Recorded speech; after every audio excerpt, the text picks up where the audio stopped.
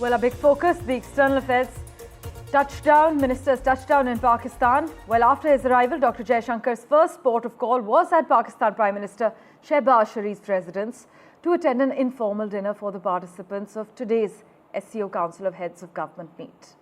Now, the main event of the SCO meeting is scheduled for today, where leaders will discuss enhancing security cooperation and strengthening economic ties among member nations. But among the notable attendees at the SCO summit are China's Premier, Russia's Prime Minister, Iran's First Vice President, and the Prime Ministers of Kyrgyzstan, Belarus, Kazakhstan, Tajikistan, and Mongolia. But as discussions unfold, the focus will be on not only addressing regional security challenges, but also fostering economic partnerships that can benefit member states amidst ongoing geopolitical tensions. Dr. Jaishankar's visit has not raised expectations of any breakthrough though, but some in the neighborhood argue that this SCO meet does at least allow both India and Pakistan to have a chance for contact, which is rare in these strained times. Well, for further clarity, we have with us at the moment, joining us live currently, Jitendra Nath, Misra, former ambassador and professor at OP Jindal Global University. Thank you so much, sir, for making time for us. Now, while Pakistan has welcomed Dr. Jaishankar as a good host, neither side has sought a bilateral meeting. But sir, what do you have to say about this adaptability to minimal engagement, where both sides participate in multilateral fora and exchange perspectives, but actually maintain almost zero bilateral contact? Well, thank you very much for the invitation for the show. The first thing to note is that Minister Jaishankar, a few months ago, I think, made a very important statement that was not properly analyzed in the media. He said that we are ready to respond to moves made by Pakistan, whether positive or negative.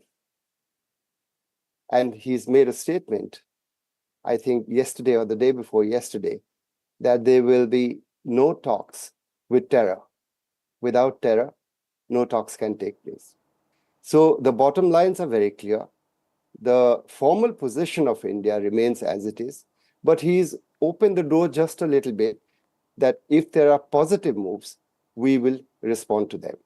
So therefore, a multilateral meeting, as always in diplomacy, gives you some kind of an escape route to shift slightly from your formal position and to start some kind of a conversation, even a handshake and a meal together. And that's how doors are opened. Right. So I don't read more than that into this.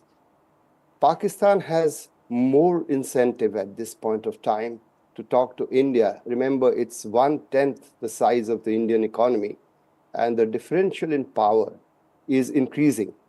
And therefore, Pakistan and India cannot be in a state of equivalence, which is what Pakistani fantasists have been talking about for 76 years after independence. We are strategically the equal of India.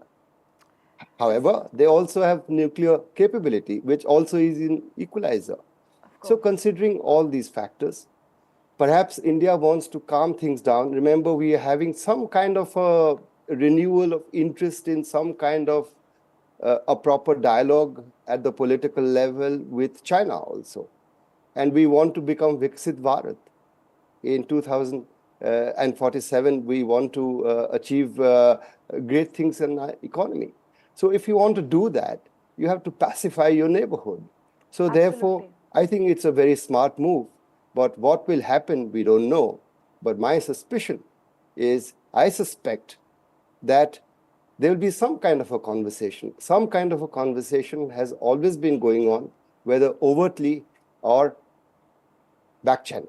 Right, sir. But at the current moment then, do you agree that Pakistan's domestic political turmoil and uncertainty mean that it's not just a question of whether the SCO meeting is an appropriate forum to build bridges, but also of who to build those bridges with? And can this touchdown of Dr. Jaishankar's be the first step in a long road to actually better ties between India and Pakistan then?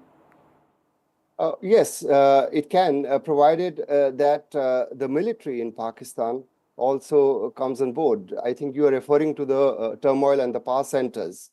Yes, and I think it looks like to me that, remember that the manner in which the present government in Pakistan came into power, had the blessings of the military, which is the real establishment, so to say, in Pakistan. So the military plays a very important role in strategic matters and in foreign policy. So I think that is there, that level of support is there. Of course, the military will not talk about it openly. They will make it appear as if it's a civilian leadership that is taking the initiative. But nothing happens without they being consulted. But that doesn't mean that it's strategic. It could be just tactical, because as you said, when Pakistan is going through so much of domestic turmoil and so many problems with Afghanistan, which I had predicted long ago, that Taliban, just because the Taliban comes to power, doesn't mean that the differences will go away over the border, for example, the border disputes. So they also want to pacify the Eastern Front. They have also an interest in doing that because they have to recover economically. Well, pleasure to hear your perspective, sir. Thank you so much for joining us on NDTV.